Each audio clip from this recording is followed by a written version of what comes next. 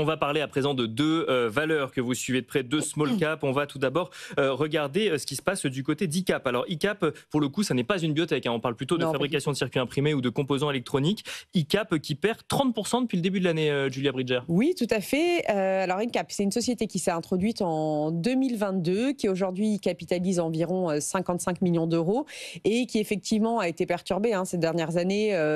C'est vrai que par rapport au marché chinois, parce qu'ils sont très internationaux, D'accord. très international, ils sont beaucoup en Chine. C'est une société qui se construit aussi beaucoup par croissance externe.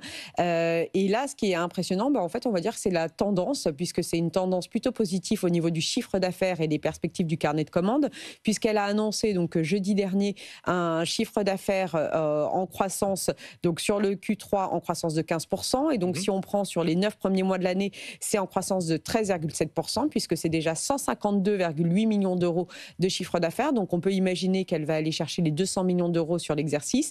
Et surtout, elle a confirmé ses perspectives sur 2026. D'accord. Perspective, puisque le groupe a confirmé qu'il ferait une marge de résultat opérationnel autour des 9,5%. Et donc, on voit que la dynamique est bonne, que c'est une société en croissance.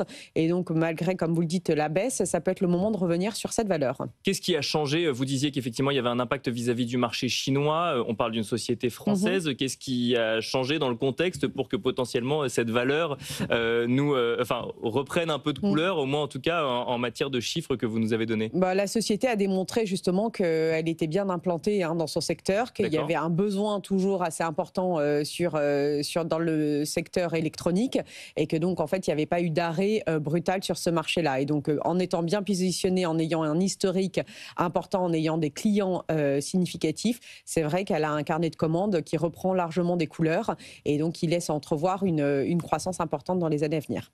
Impacté également par les sujets de droits de douane ou pas Oui, forcément? elle a été impactée Indirectement, peut-être. indirectement et donc c'est pour ça qu'on a pu voir la baisse. Mais là, on voit en tout cas que pour le moment, ça ne l'impacte pas plus, notamment parce qu'elle a une grosse partie de l'activité en Asie. Et on voit que c'est l'Asie qui a porté l'activité.